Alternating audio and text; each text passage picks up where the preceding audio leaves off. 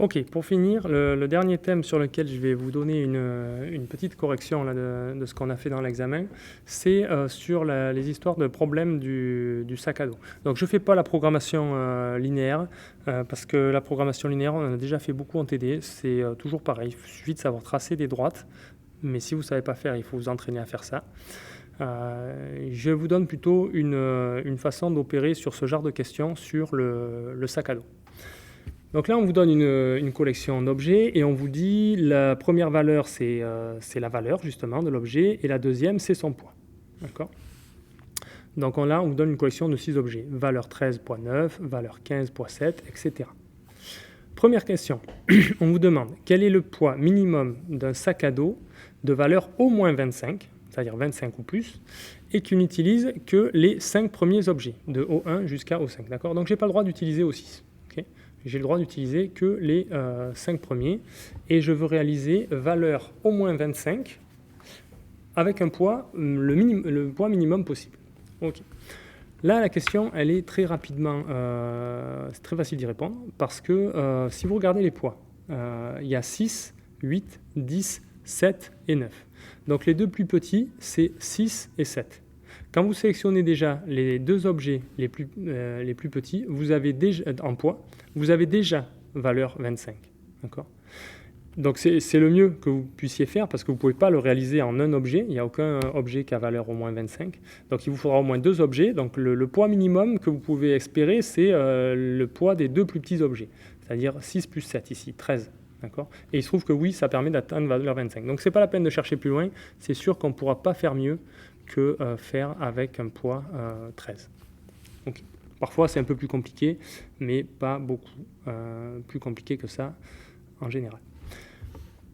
Ok, maintenant on vous dit toujours on s'autorise que les 5 premiers objets et cette fois on veut faire une valeur d'au moins 39. Alors là ça doit être clair qu'on ne va pas y arriver en sélectionnant que 2 objets parce que le poids maximum, la valeur maximum c'est 15. Donc même si je prends 2 objets à 15, ça ne me fait que 30, ça ne me fait pas 39. Donc il va falloir sélectionner au moins 3 objets. D'accord ? Donc si j'essaye par exemple de sélectionner les 3 objets de plus forte valeur. Ça va être quoi ? 15, 13 et 12. Est-ce que j'atteins 39 ? Oui, j'atteins même plus que 39, j'atteins 40. D'accord ? Donc je peux le faire en 3 objets. Pour le faire en 3 objets, soit je prends cela, 15, 13 et 12 comme valeur. Alors ça va me faire un poids de combien ? Ça va me faire un poids de 7 et 9 et 8, 7 et 8, 15 et 9, 24. Ça va me faire un poids de 24. Mais il y a d'autres façons d'arriver à 39. En l'occurrence, je peux me permettre de perdre 1, puisque là, je suis déjà à 40. Donc, j'aurais pu aussi faire 15, 13 et 11 à la place de 12. Et à ce moment-là, je suis à 9 et 7, 16, plus 10, je suis à 26. Donc ça, c'est moins bon. Okay. 24, c'était mieux. En 3 objets, on ne pourra pas faire mieux. Parce que si vous faites l'impasse, par exemple, sur le 13, si vous prenez les 3 plus gros, mais pas 13, vous avez quoi ? 15, 12 et 11, ça fait que 38. Donc, vous ne pourrez pas. Les 2 seules combinaisons à 3 objets, on vient d'y passer dessus. Elles ont poids 24 et 26, respectivement. Si vous le faites en 4 objets, est-ce que vous pouvez espérer faire mieux que 24 ? Si vous faites 4 objets, de toute façon, le poids minimum, c'est 6. Donc, en 4 objets, vous ne pourrez pas faire mieux que 24. Et même en fait il n'y a pas plusieurs objets de poids 6, il n'y en a qu'un. D'accord ? Donc en fait vous ferez même strictement plus de 24. Donc c'est sûr que la réponse optimale c'est 24 et elle est unique. C'est la façon qu'on a donné de faire avec 3 objets qui sont 15, 13 et 12 pour les valeurs. Ça nous fait 24 en poids. Donc là la réponse à la question c'est 24. Ok. Du coup, maintenant, on nous demande de faire encore une fois 39, au moins 39, mais on a le droit d'utiliser tous les objets. Alors là, au fait, il y a eu aussi une petite ambiguïté pour certains d'entre vous, qui est due au fait que vous ne connaissez pas suffisamment précisément le cours sur cette question, parce que dans le problème du sac à dos, on n'a pas le droit de prendre plusieurs fois le même objet. On doit prendre une fois au maximum chaque objet. D'accord ? Donc là, on vous dit, vous pouvez prendre n'importe lesquels, mais une fois chacun, bien sûr, comme dans le problème du sac à dos. Du coup, ici, cette question, elle a un rapport avec les deux précédentes que vous devez connaître si vous connaissez l'algorithme, parce que l'algorithme, il fonctionne comme ça.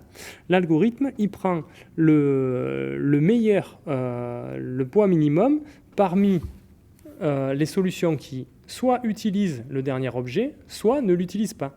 Et là, c'est ça qu'on vient de calculer. Donc nous, on veut atteindre valeur 39. Si on s'interdit d'utiliser le dernier objet, ben on retombe sur la question 24. La question 24, elle demandait que c'est quoi le mieux qu'on puisse faire pour atteindre 39 en utilisant que les 5 premiers objets, c'est-à-dire je m'interdis le 6e, le mieux qu'on puisse faire, c'est 24. Ok.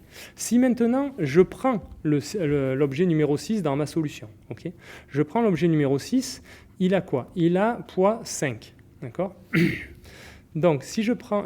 et il a valeur 14, d'accord? Donc, moi, je veux faire valeur au moins 39. Donc, j'ai déjà valeur 14 si je prends l'objet 6. Donc, maintenant, il me manque à faire combien? Il me manque à faire 25. Ben, c'est exactement la question numéro 23. C'est quoi le mieux que je puisse faire pour faire 25 de valeur avec les 5 premiers objets? C'est poids 13. Donc, si je ne prends pas... donc, ici, c'est si on prend au 6, on va tomber sur un poids de... pardon, si on ne prend pas au 6, la première.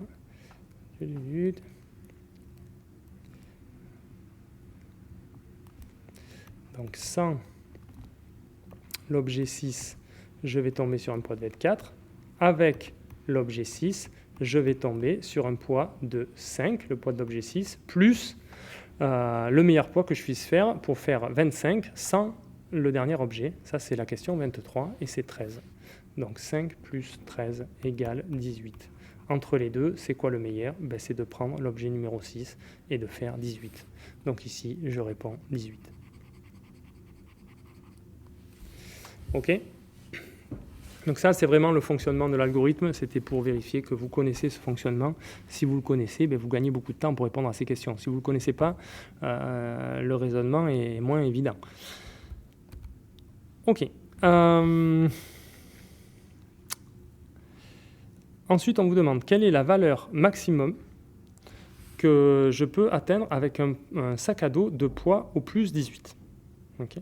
Donc là, jusqu'à maintenant, on calculait le problème, le poids minimum pour une valeur au moins de ça. Et là, on revient sur le vrai problème du sac à dos qui est la valeur maximum avec un poids fixé.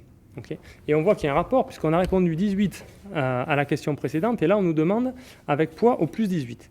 Donc d'après la question précédente, on sait qu'avec poids 18, on pouvait faire au moins 39. D'accord ? La question, c'est est-ce qu'on peut faire mieux que ça? D'accord ? Alors, en l'occurrence, le 39 qu'on avait fait à la question précédente, c'était en prenant l'objet numéro 6. Donc je sais que si je prends l'objet numéro 6, je peux faire, avec un poids 18, je peux faire 39, si je prends l'objet numéro 6. Le mieux que je puisse faire, c'est 39 parce que j'ai pris 5, donc il me reste un poids 13, et un poids 13, je peux au mieux sélectionner les deux plus petits objets, d'accord, parce que 10 et 15, 25, c'est le mieux que je puisse faire. Si j'en prends qu'un, j'atteindrai jamais 25. Donc du coup, je sais qu'en prenant l'objet 6, c'est clair que le mieux que je puisse faire avec O6, c'est bien 39. Okay. Maintenant, la question, c'est sans O6. Si je décide de ne pas prendre O6, est-ce que je peux faire mieux? D'accord. Donc, si je ne prends pas O6 et que je m'autorise un poids de 18, est-ce que je peux faire mieux que 39?